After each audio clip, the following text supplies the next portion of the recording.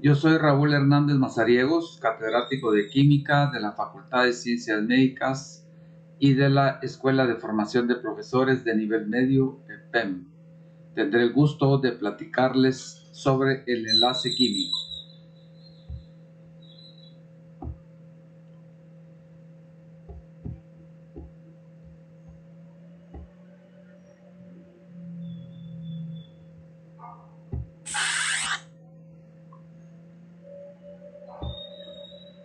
En las presentaciones de PowerPoint, algunas veces tenemos la oportunidad de ver algunos modelos en 3 dimensiones. Para eso es necesario descargar el plugin indicado acá en este enlace. Al instalarlo, ustedes ya podrán ver sus modelos en 3 dimensiones. Este plugin funciona en Windows de 64 bits.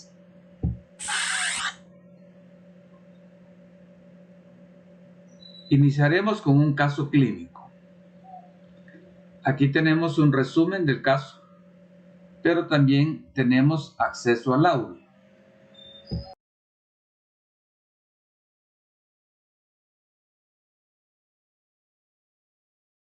Leslie tenía 18 meses de edad.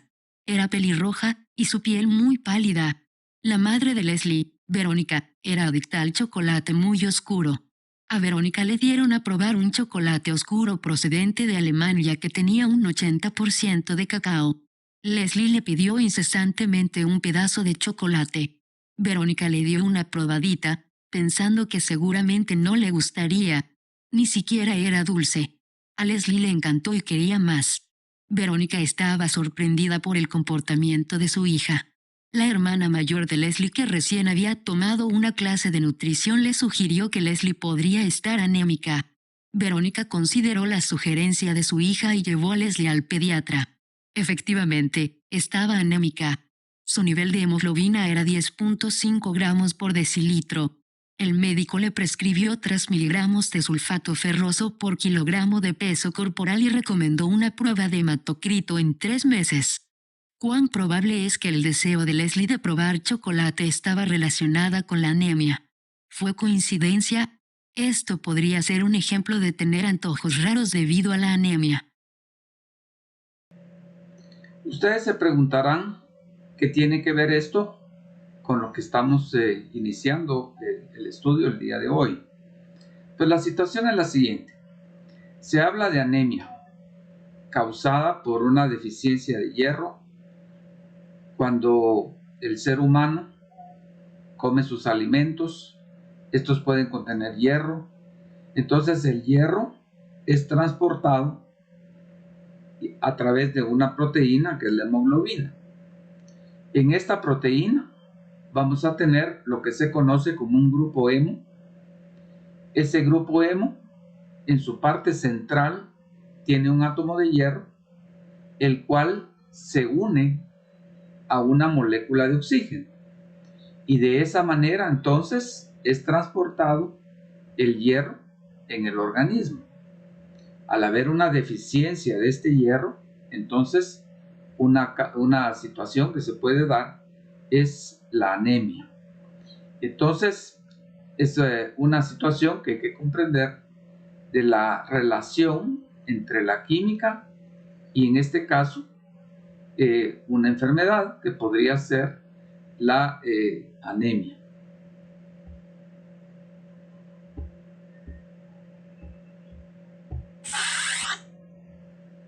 Vamos a nuestro índice. Miraremos definición, la regla del octeto, enlace iónico y enlace covalente. Todo esto va a estar fundamentado por lo que se conoce como la regla del octeto. La regla del octeto, propuesta por Gilbert Lewis y Walter Kossel, fue la primera teoría aceptada para describir el enlace entre los átomos. La base de esta regla fue la observación de la estabilidad de los gases nobles. Entonces, aquí incluso en forma de caricatura podemos observar dos átomos peleándose por un par de electrones. El caso del átomo de hidrógeno, ustedes observan, está jalando un electrón, está tratando de jalar más bien los dos electrones, y el cloro igual. Entonces va a ser una situación que estudiaremos, que eventualmente los electrones van a ser disputados por los diferentes átomos que van a constituir los enlaces.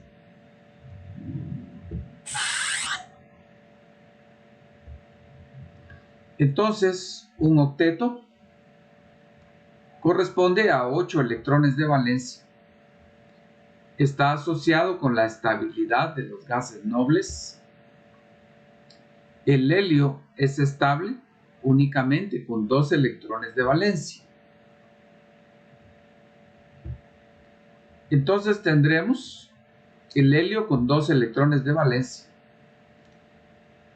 El neón tendrá 8 electrones en el nivel externo.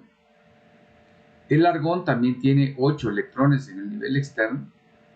Y el criptón también tendrá 8 electrones en el nivel externo.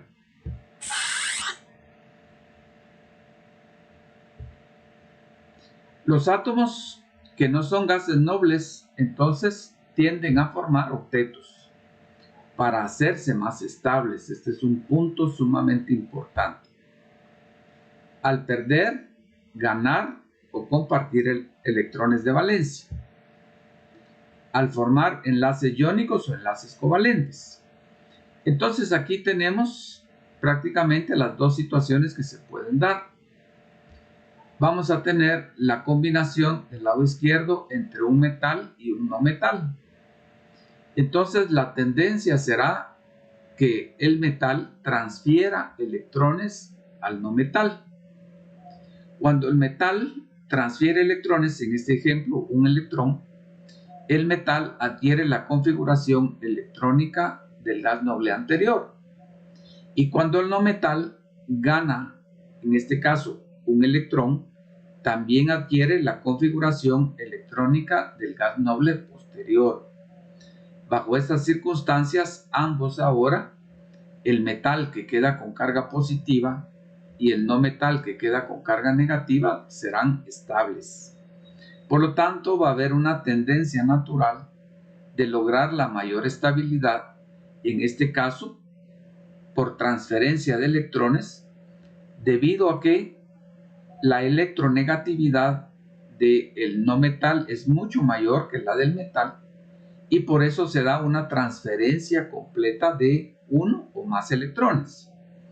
En el caso del lado izquierdo, tendremos la combinación entre dos no metales, que van a tener electronegatividades muy parecidas, por lo tanto ya no se puede dar la transferencia de electrones, y lo que ocurre entonces ahora será una compartición de electrones para alcanzar la configuración electrónica de un gas noble. Y en ese momento en el que se comparten los electrones, entonces ambos van a ser estables. Aquí nos damos cuenta en este ejemplo que este no metal tiene un electroncito que es compartido con el otro para cumplir con el octeto. Cada uno ahora en la compartición está cumpliendo con el octeto. Entonces los metales forman iones positivos al perder electrones de valencia con la configuración electrónica del gas noble más cercano, que tienen menos electrones que protones. Entonces los metales del grupo 1A van a formar iones con una carga más 1, producto de la pérdida de un electrón. Los del grupo 2A tendrán carga más 2 por la pérdida de 2 electrones, y los del grupo 3A tendrán carga más 3 por la pérdida de 3 electrones. Miremos un caso particular, el caso de la formación del ion sodio, que tiene carga más 1. Los iones positivos se conocen con el nombre de cationes. Entonces observemos. Vamos a escribir la estructura electrónica del sodio. Entonces escribimos el símbolo del elemento, que es Na, sodio. Cuando escribimos Na, estamos indicando todos los electrones internos. Y entonces asumimos un cuadrado en torno del sodio. En cada lado del cuadrado podremos poner como máximo 2 electrones hasta completar 8, entonces, que será la tendencia. Y en este caso solo tenemos un electrón representado con un puntito. Ese puntito, pues al final de cuentas lo podemos poner del lado derecho, lo podemos poner arriba, lo podríamos poner a la izquierda o lo podemos poner abajo. Internamente, el sodio va a tener 11 protones. Quiere decir que el sodio lo ubicamos en la posición 11 de la tabla periódica. Como el átomo es eléctricamente neutro, entonces si hay 11 protones, también tendremos 11 electrones. Y tendremos una configuración electrónica 2, 8, 1. Un electrón de valencia. Es este electrón que está indicado acá. Es el electrón que puede transferir, entonces se da la pérdida de este electrón, y eso en aras de lograr una condición de mayor estabilidad. Al perder ese electrón, entonces vamos a formar el ion sodio positivo, y ahora tendremos 11 protones, únicamente 10 electrones, y una configuración electrónica 2,8. Quiere decir que el electrón que fue transferido es este. Y ese electrón no es que se desaparezca, sino que un átomo pierde electrones, inmediatamente encontrará a alguien que lo gane. La tendencia será que los metales pierden electrones y los no metales ganarán electrones en una situación de alcanzar una mayor estabilidad.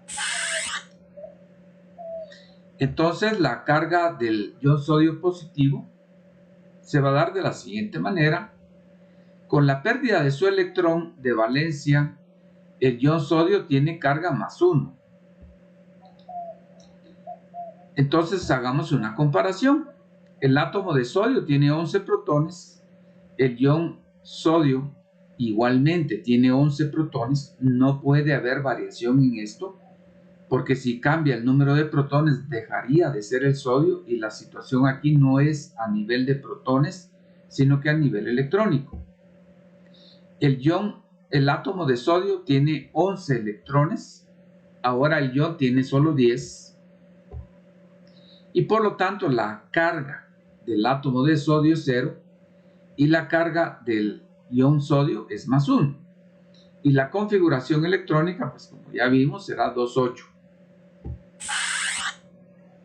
Miremos un segundo caso. La formación del ion magnesio +2. El magnesio, al revisar la tabla periódica, observamos que se encuentra en el grupo 2. Por lo tanto, el magnesio tendrá 2 electrones que podrán ser transferidos. Tenemos 12 protones. Ustedes pueden tener su tabla periódica a la mano. Y entonces se darán cuenta que el magnesio se ubica en la posición 12 de la tabla periódica. De nuevo, como es un átomo, es eléctricamente neutro, también tiene 12 electrones. Y la configuración electrónica será 2, 8 y 2. Estos dos últimos, que corresponden al último nivel, estos 2 electrones, son los que pueden ser transferidos. Inmediatamente podría surgir la duda, ¿será que puede perder solo uno? Puede ser que pierda solo uno, pero es una condición de mucha inestabilidad porque no se alcanza el octeto. Por lo tanto, lo que tiende a hacer es perder 2 electrones. Al perderlos, formamos el ion magnesio +2. Tenemos 12 protones, tenemos 10 electrones, y la configuración electrónica nos queda 2,8. Entonces el magnesio consigue un octeto cuando pierde sus 2 electrones de valencia. Esta es la situación concreta. La carga del ion magnesio,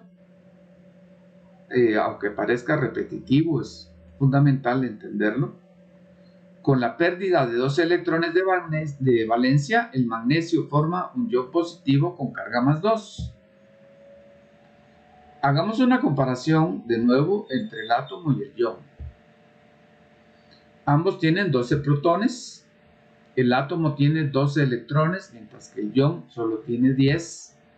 Entonces, evidentemente, el átomo es eléctricamente neutro, mientras que el ion magnesio tiene carga más 2. En los compuestos iónicos, los no metales de los grupos 5A, 6A y 7A, que corresponden a los grupos 15, 16 y 17, consiguen una configuración de octeto al ganar electrones. Forman iones de carga negativa con cargas -3, -2 o -1. Miremos ahora la formación del ion cloruro. El cloro completa un octeto al sumar un electrón a sus electrones de valencia. Entonces analicemos. El cloro se encuentra ubicado en la tabla periódica en el grupo 7A. Por lo tanto, va a tener 7 electrones en su capa de valencia. Están indicados con puntitos.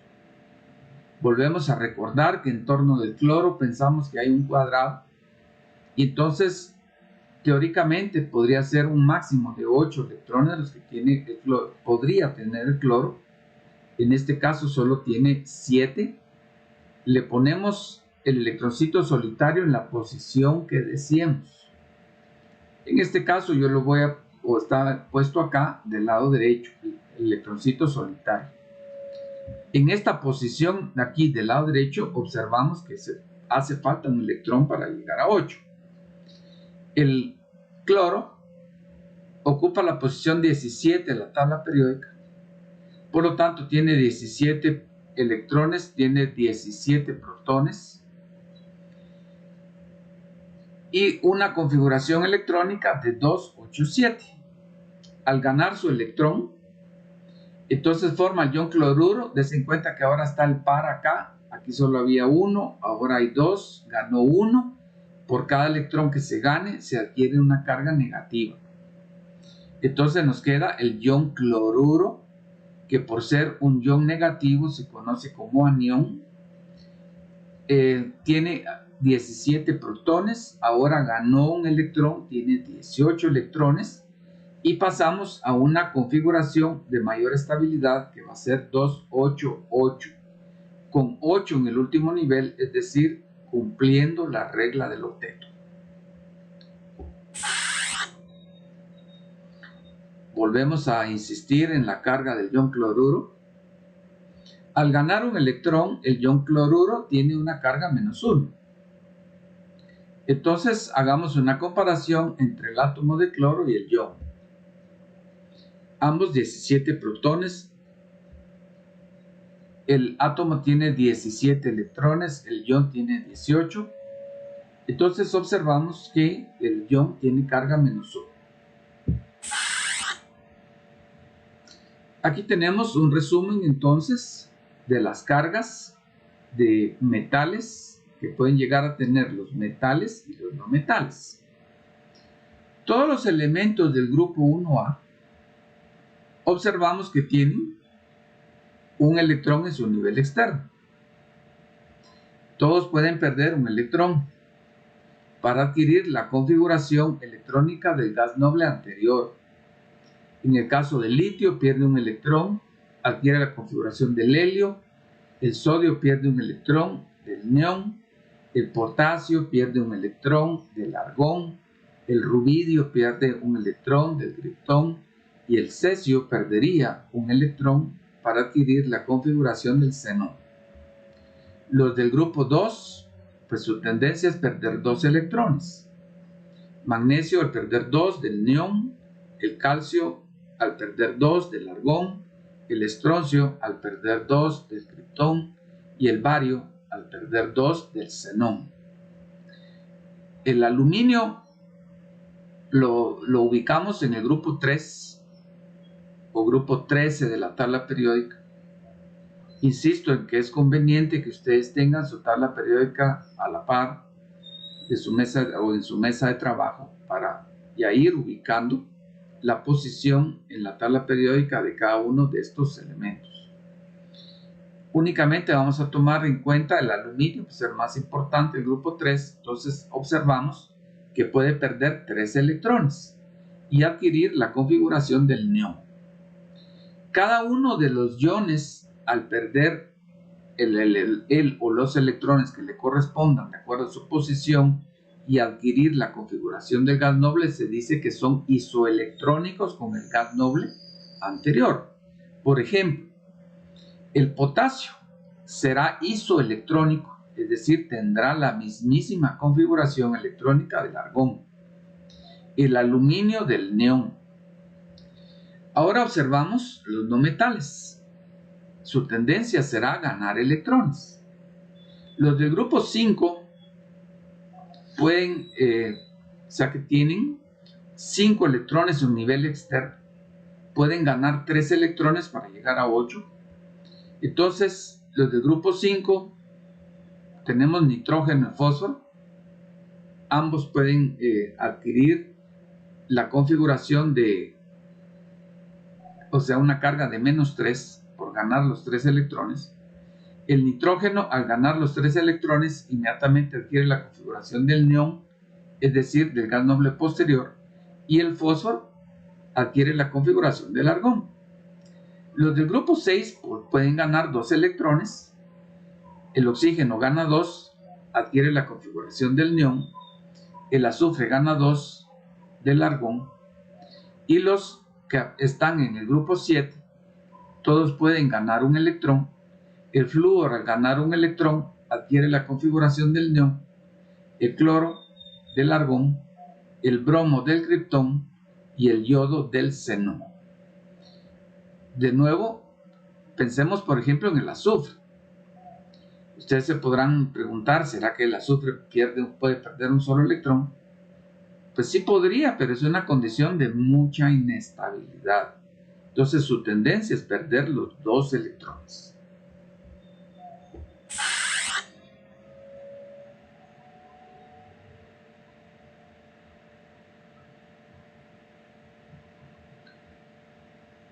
Los compuestos iónicos están formados por iones positivos y iones negativos.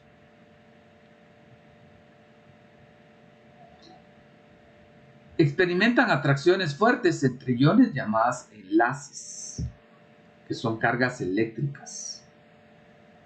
Por lo tanto, tienen puntos de fusión y de ebullición elevados. El punto de fusión es que si es sólido, al recibir cierta cantidad de calor, puede fundirse y transformarse en líquido. Y si es líquido, puede transformarse en gas. Entonces sus puntos de ebullición y fusión van a ser muy elevados por el hecho de las cargas tan intensas que son cargas eléctricas, las que van a mantener unidos estos iones. Y por esta intensidad de cargas también son sólidos a temperatura ambiente. Entonces un compuesto iónico es una sustancia constituida por aniones y cationes unidos entre ellos por fuerzas electrostáticas características del enlace iónico, atracción entre cargas opuestas y repulsión entre cargas iguales. En general son sólidos cristalinos a temperatura ambiente y presentan altos puntos de fusión y ebullición. Conducen la corriente eléctrica cuando se disuelven en agua y cuando están en estado líquido, es decir, que están fundidos. Vamos a ver la situación del cloruro de sodio al cual nosotros simplemente lo nombramos como sal, la sal común. Observamos la sal común, si no es una sal muy tratada industrialmente, observamos, incluso si pudiéramos ver con una lente de aumento, observaríamos unos cristalitos de naturaleza cúbica. Y aquí pues tenemos un modelo de cómo están empaquetados los iones sodio positivos y los iones de cloro negativos. Van a constituir un sistema cristalino, que en este caso va a tener una forma cúbica. El sistema cúbico es una de las 6 formas, de los 6 sistemas de cristalización. La situación que se da es que los iones con carga positiva y carga negativa se van a ir atrayendo. En el momento en que se da la constitución del enlace, hay una disminución en el nivel de energía y por lo tanto baja aún más cuando se constituye una estructura ordenada como el sistema cúbico. Entonces esa es una tendencia que va a tener la mayoría de compuestos iónicos.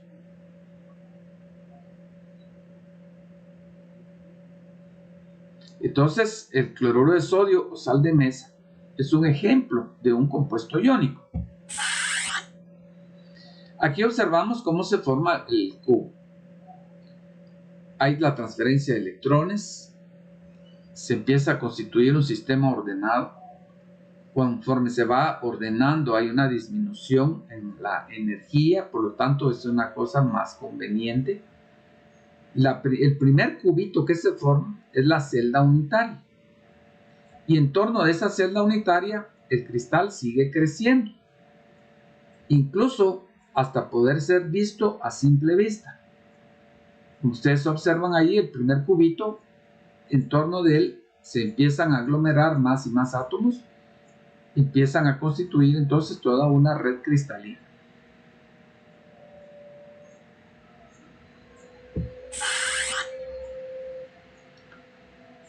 Ustedes cuando estén observando sus presentaciones, aquí van a ver varios modelos en 3 dimensiones, los cuales pueden pues acceder a través de estos enlaces. De la fórmula de los compuestos iónicos. Una fórmula consta entonces de iones de carga positiva y negativa. Su carga eléctrica es neutra. Hay una igualdad de cargas. Quiere decir que la carga positiva total es igual a la carga negativa total. Entonces las cargas están en equilibrio. Es decir, que ahí la sumatoria algebraica va a ser igual a 0. La sumatoria algebraica a las cargas positivas y negativas será igual a 0. Miremos el caso del cloruro de sodio. En el cloruro de sodio, un átomo de sodio pierde su electrón de valencia, un átomo de cloro gana un electrón, y entonces se escribe primero el símbolo del metal seguido por el símbolo del no metal. Aquí tenemos el átomo de sodio que pierde su electroncito, se lo pasa al cloro, que lo gana, se forma el ion sodio y el ion cloruro. Entonces tenemos un ion sodio con carga más 1 y un ion cloruro con carga menos 1. Más 1 más menos 1 igual a 0. Esa es la neutralidad de carga.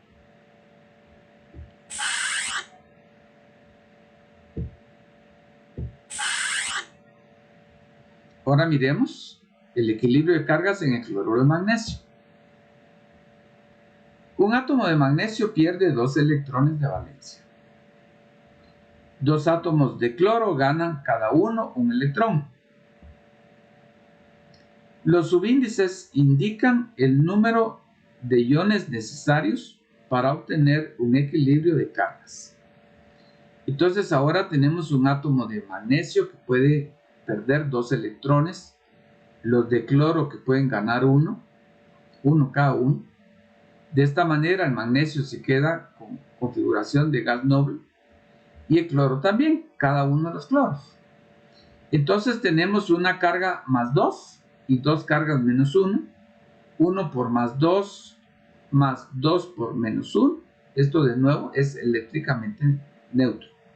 Y por lo tanto, al escribir la fórmula de cloruro de magnesio, tenemos que escribir MgCl2, un magnesio y dos cloros.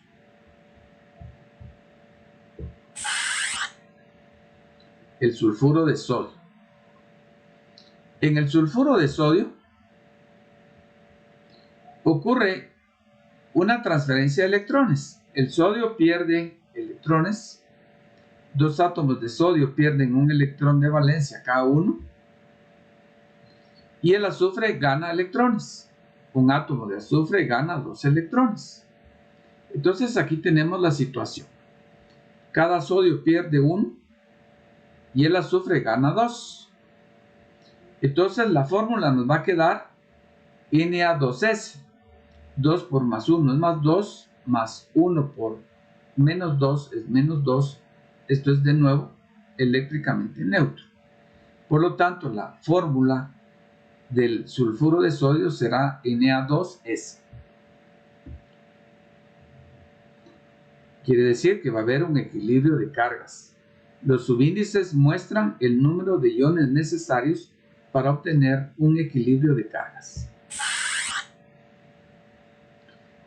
Ahora observemos la situación en el nitruro de sodio. El equilibrio de cargas se utiliza para escribir la fórmula del nitruro de sodio, un compuesto que tiene sodio y nitrógeno, sodio positivo y nitrógeno menos 3. Quiere decir que vamos a tener 3 sodios positivos, cada uno pierde un electrón, y un nitrógeno que gana 3 electrones. Entonces es evidente que tendrá que haber una relación de combinación de 3 sodios por nitrógeno. Y aquí está el equilibrio de cargas.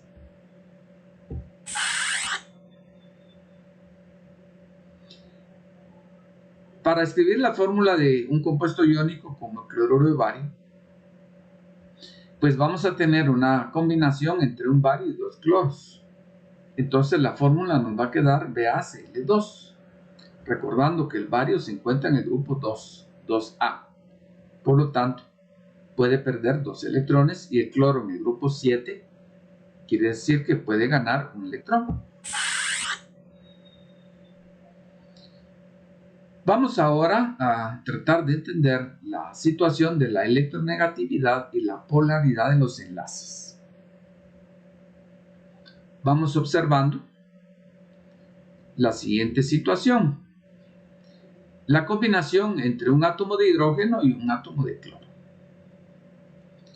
Aquí ya no hay transferencia de electrones, sino va a haber compartición.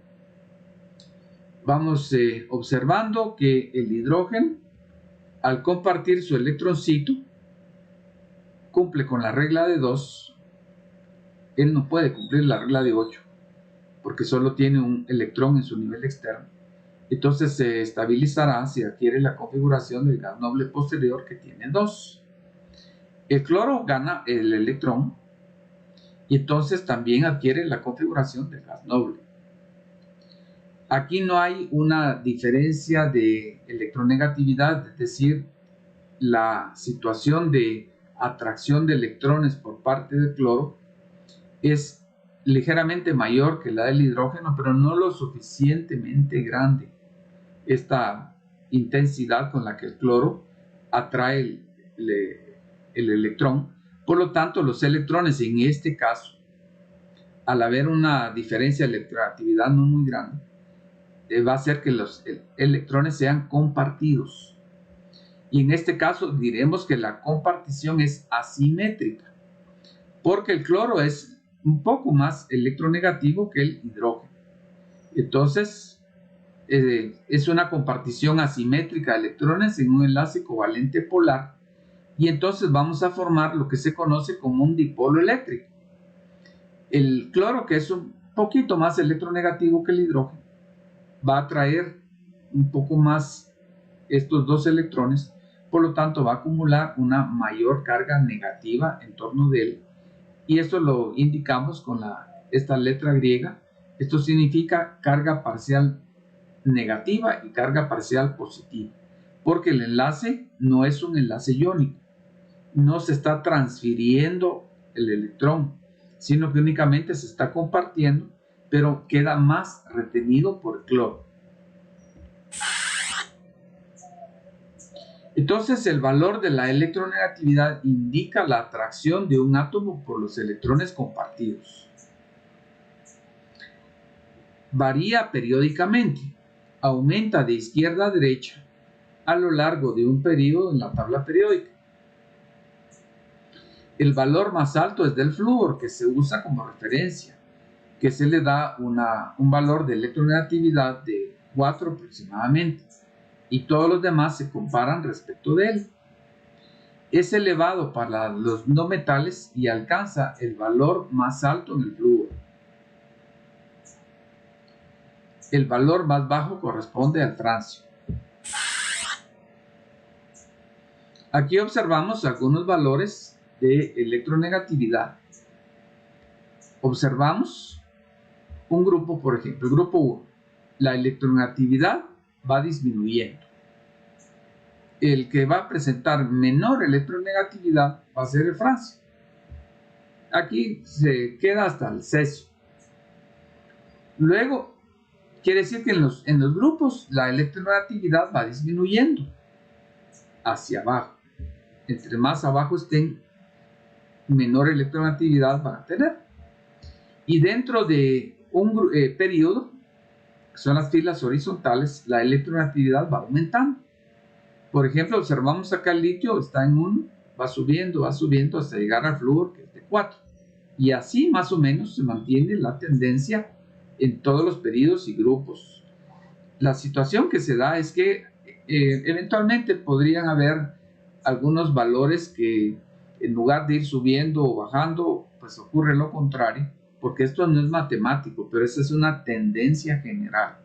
Entonces aquí sacamos por conclusión que los no metales serán más electronegativos que los metales, los que están en las partes superiores serán más electronegativos, y por lo tanto los no metales, debido a esta situación, tendrán por tendencia a atraer electrones, y los metales tendrán por tendencia a perder los electrones.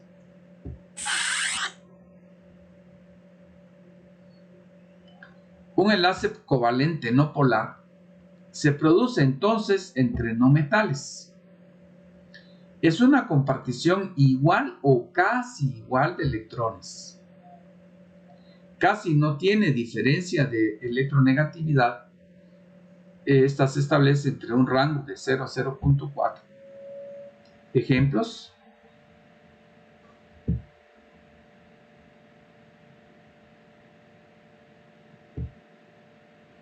nitrógeno con nitrógeno, cada uno con una electronegatividad de 3. Esto nos da 0. Se dice que este es un enlace covalente no polar o covalente puro. Cuando la diferencia de electronegatividad sea 0, podemos decir que es un enlace covalente puro o covalente no polar. Cloro con el bromo, 3 menos 2.8, 0.2, permanece dentro del rango, es covalente no polar. El hidrógeno con el silicio es 0.3, la diferencia de nuevo está dentro del rango, es un enlace covalente no polar.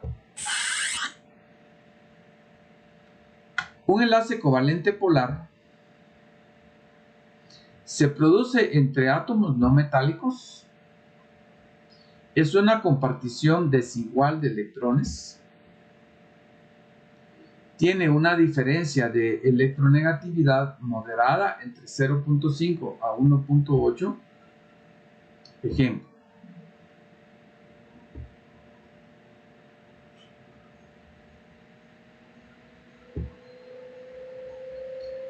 oxígeno con cloro, 3.5 menos 3, 0.5, está dentro del rango, es covalente polar. Cloro con carbono, 3 menos 2.5, 0.5, de nuevo está dentro del rango covalente polar. Oxígeno con azufre, 3.5 menos 2.5 es 1, covalente polar.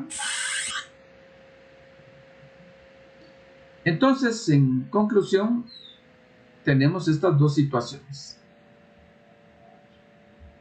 Por ejemplo, el caso de la formación de una molécula de hidrógeno.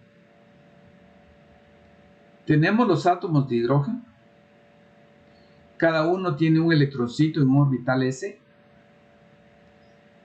Cuando se combinan los dos átomos, lo que estamos haciendo realmente es la combinación de dos orbitales atómicos de forma esférica. Entonces, en este caso es una compartición simétrica.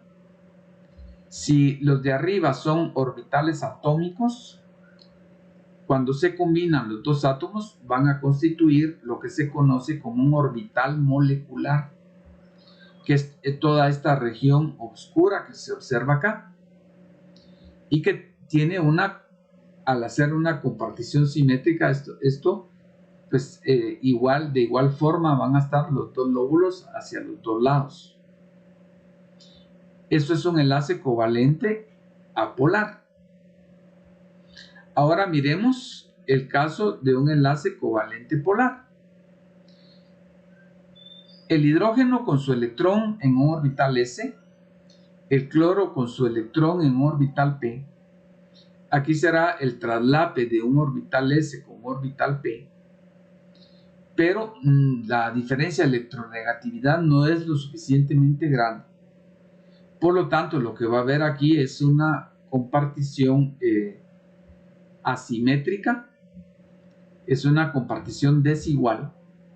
El orbital molecular que se va a formar acá queda un poco distorsionado, va a quedar como que si esto fuera una nube, y esa nube digamos que adopta una forma más grande en torno del cloro que en torno del hidrógeno, por el hecho de que el cloro es más atractor de electrones.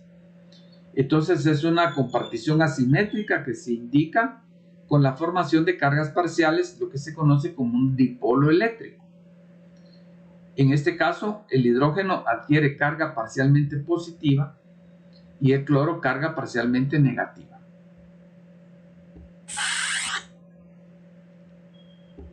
En tanto que el enlace iónico tiene lugar entre iones de metales y no metales, es el resultado de una transferencia de electrones, tiene una gran diferencia de electronegatividad de 1.8 o más. Ejemplo, cloro con potasio, la diferencia es de 3 menos 0.8, 2.2 es mayor de 1.8, por lo tanto es iónico. Nitrógeno con sodio 2.1 también es iónico.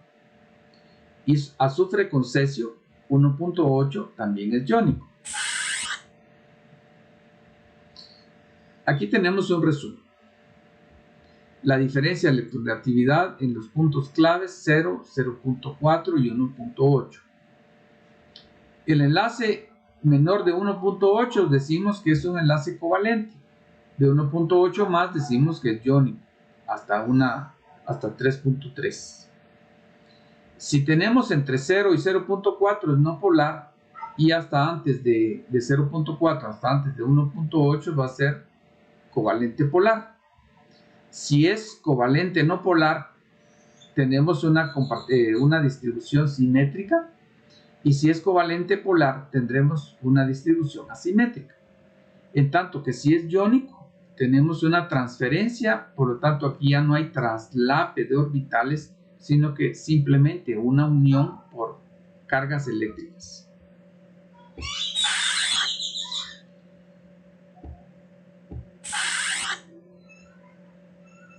Entonces, de nuevo aquí hay un resumen. La molécula de hidrógeno, una distribución simétrica, diferencia de electronegatividad es 0, enlace covalente no polar. Luego tenemos una molécula de cloro. Aquí hay un error en este dibujo del libro de texto, el cloro, acá la L está como subíndice, debe ser Cl, la L más grande, pero es una molécula de cloro, es una distribución simétrica, diferencia de la electronegatividad es 0, covalente no polar. Bromuro de hidrógeno es asimétrica, formación de dipolo, 0.7, covalente polar. Cloruro de hidrógeno también es asimétrica, 0.9, covalente polar.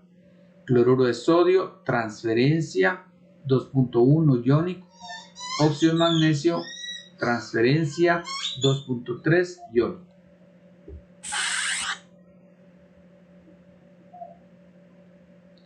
La diferencia en los valores de electronegatividad entre dos átomos puede ser utilizada para predecir el tipo de enlace. Y a manera de resumen, si la diferencia es entre 0 y 0.4, el enlace es covalente no polar. Por ejemplo, flúor, una molécula de flúor. Si la diferencia está entre 0.5 y menos de 1.8, el enlace es covalente polar, por ejemplo, fluoruro de hidrógeno. Si la diferencia de electronegatividad está entre 1.8 y 3.3, el enlace iónico, por ejemplo, fluoruro de calcio.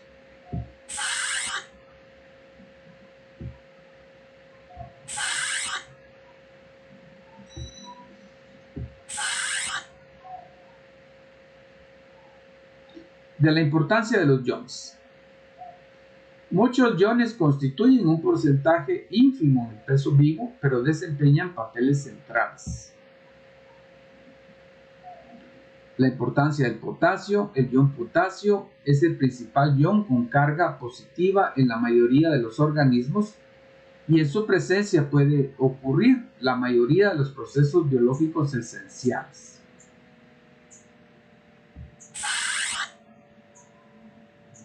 Los iones de calcio, potasio y sodio están implicados todos en la producción y la propagación del impulso nervioso.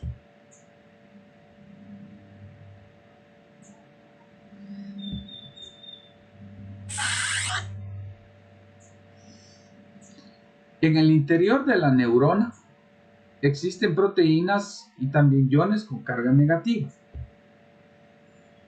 Esta diferencia de concentración de iones produce también una diferencia de potencial que se puede medir y que es aproximadamente 70 milivoltios entre el exterior de la membrana celular y el interior de la membrana celular. Aquí observamos una animación que nos indica esto. Las concentraciones de iones son diferentes en la parte exterior y en la parte interior y por lo tanto eso es lo que genera esta actividad eléctrica que incluso puede ser medida, 70 milivoltios. Y las aplicaciones de esto puede ser un electrocardiograma, un electroencefalograma.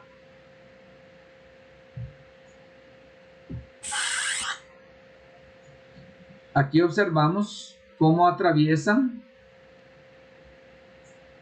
iones de potasio a través de una proteína que se conoce como una proteína de transmembrana, que es una proteína que permite el paso, en este caso específico, de iones potasio a través de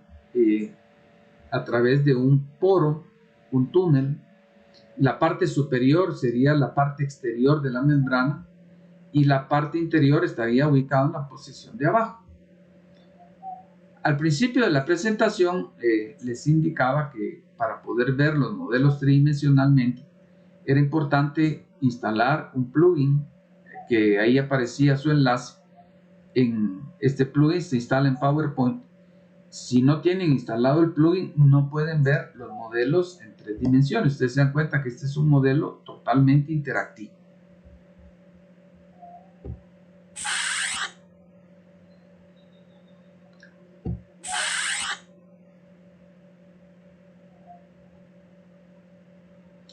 Los enlaces covalentes se forman cuando los átomos comparten electrones para completar sus octetos. entre dos átomos no metálicos, entre átomos no metálicos de los grupos 4, 5, 6 y 7, es decir, los grupos 14, 15, 16 y 17.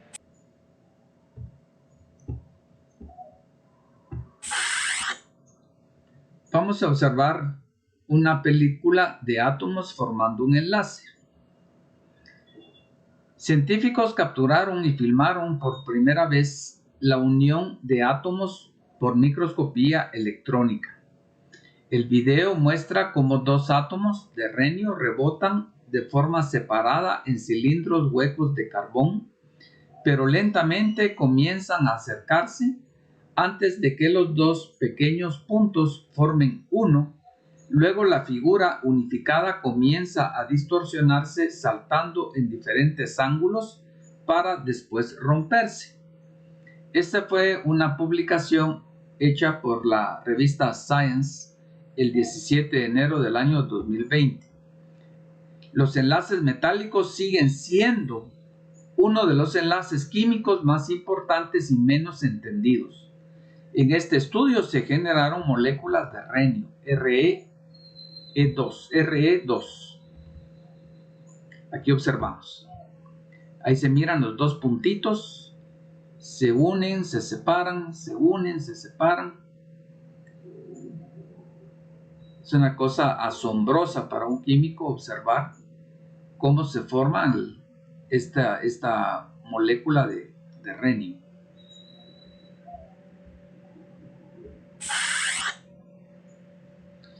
Una molécula de hidrógeno es estable con dos electrones que adquieren la configuración del helio. Tiene un par compartido de electrones. Entonces lo que ocurre es lo siguiente. Tenemos cada átomo de hidrógeno con un electroncito. Como ya mencionamos, ese electroncito se encuentra en un orbital S. Se combinan los dos orbitales S, se forman la molécula. La molécula la podemos representar también por medio de una línea o como H2, y aquí observamos la interacción de los dos orbitales atómicos para formar el orbital molecular. Observemos cómo se da, tal como lo acabamos de ver en la película del renio.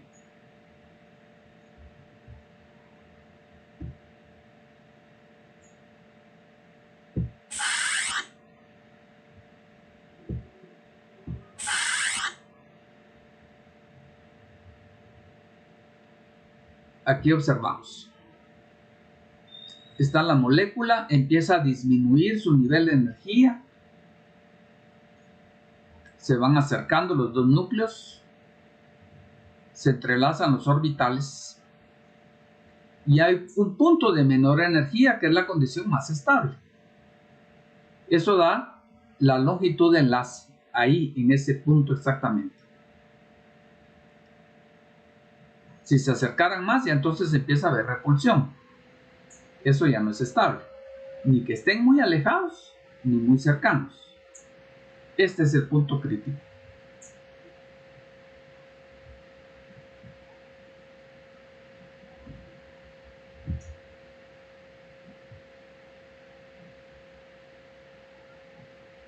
Entonces esto nos va a dar una distancia de enlace de 74 picómetros.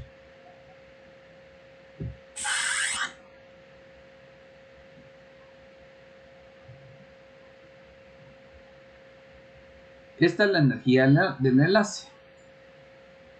La molécula de cloro tiene su propia energía de enlace y su propia distancia.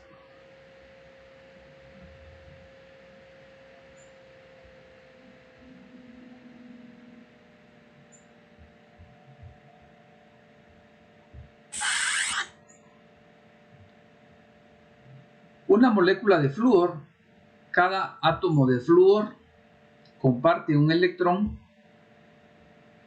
consigue un octeto. Entonces la situación que se da con el flúor es cada uno de los átomos con un electroncito en un orbital p se comparten Este va a ser un par enlazante.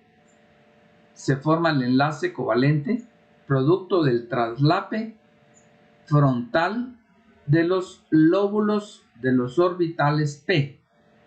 Y entonces se forma una molécula. Aquí observamos cada uno de los orbitales p de cada uno de sus electrones de los dos átomos de flúor y cómo se da el traslape frontal. Eso es el enlace. Nosotros podríamos dar una clase en la cual únicamente ponemos puntitos, pero este es un modelo muy burdo, muy sencillo.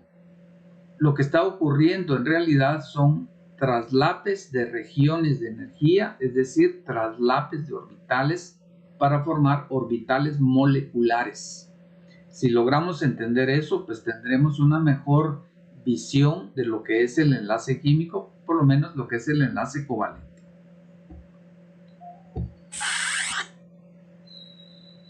El átomo de carbono tiene 4 enlaces covalentes.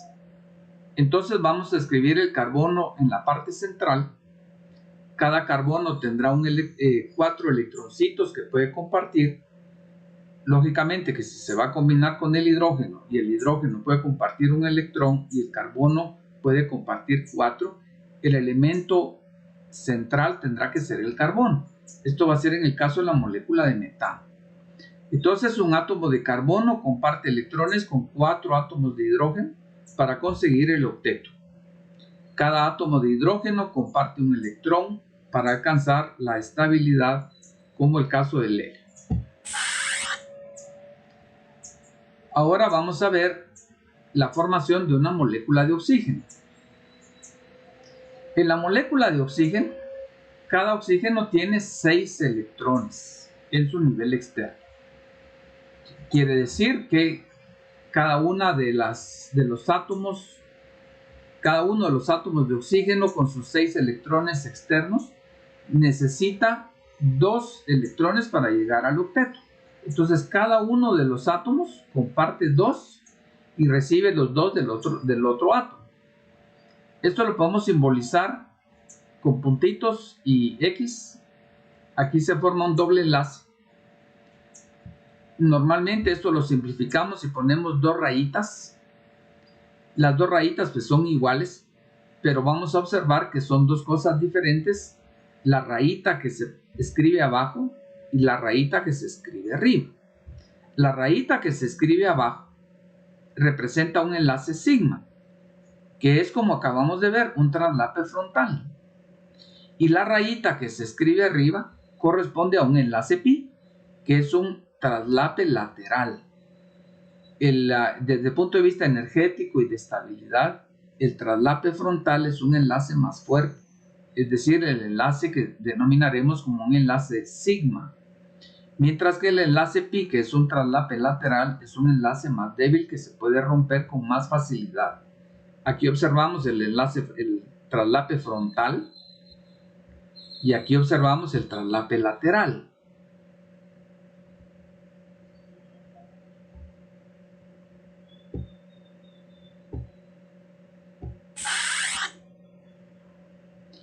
En el caso de la molécula de nitrógeno se puede formar un triple enlace.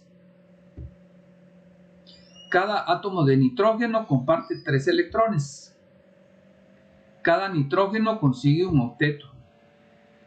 El enlace es múltiple y se llama triple. Entonces lo que ocurre es cada nitrógeno con 5 electrones, 3 electrones para compartir cada uno. Cada uno aporta los 3. Entonces aquí se forma el octeto, se forma un triple enlace. El enlace central es un enlace de traslape frontal, es decir, un enlace sigma, como en el caso de la molécula de oxígeno. Y la rayita de abajo y la rayita de arriba son traslapes laterales de orbitales p.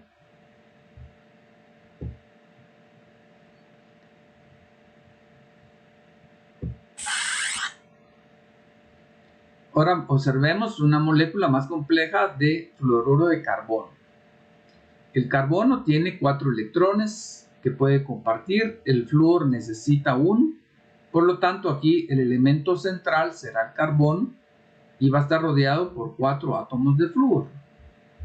Podemos poner puntitos o podemos poner rayitas. Cada rayita representa 2 electrones.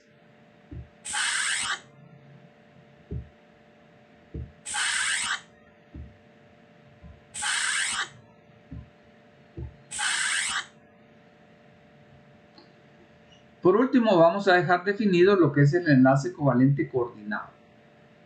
Los 2 electrones compartidos por 2 átomos pueden provenir ambos de uno solo de ellos. En este caso se habla de un enlace covalente dativo y a veces se emplea en lugar del guión una flecha dirigida hacia el átomo que no aportó ningún electrón. Por ejemplo, una molécula de amoníaco. El nitrógeno tiene 5 electrones en su capa de valencia. Está utilizando 3 de los 5 formando enlaces con los hidrógenos, pero le sobran 2. Vamos a suponer que el amoníaco se encuentra un hidrógeno, un ion de hidrógeno que no tiene electrón, y entonces el nitrógeno aporta los 2 electrones de enlace. Esto constituye entonces un enlace covalente dativo. El nitrógeno está proporcionando los 2 electrones. Ya en una segunda clase que tendremos sobre enlace, miraremos la posibilidad de formación de enlaces coordinados o dativos en otras moléculas para poder entenderlo de mejor manera. Y llegamos a la conclusión de esta clase. La diferencia entre compuestos iónicos y covalentes. Los compuestos iónicos son sólidos con puntos de fusión altos, por lo general más de 400 grados centígrados. Muchos son solubles en disolventes polares, como el agua. La mayoría es insoluble en disolventes no polares, como el hexano. Los compuestos fundidos conducen bien la electricidad porque contienen partículas móviles con carga, es decir, iones. Las soluciones acuosas conducen bien la electricidad porque contienen partículas móviles con carga, es decir, iones. En tanto que los compuestos covalentes son gases, líquidos o sólidos con puntos de fusión bajos, por lo general menor de 300 grados centígrados. Muchos de ellos son insolubles en disolventes polares. La mayoría es soluble en disolventes no polares, como el hexano. Los compuestos líquidos o fundidos no conducen la electricidad. Las soluciones acuosas suelen ser malas conductoras de la electricidad porque no contienen partículas con carga.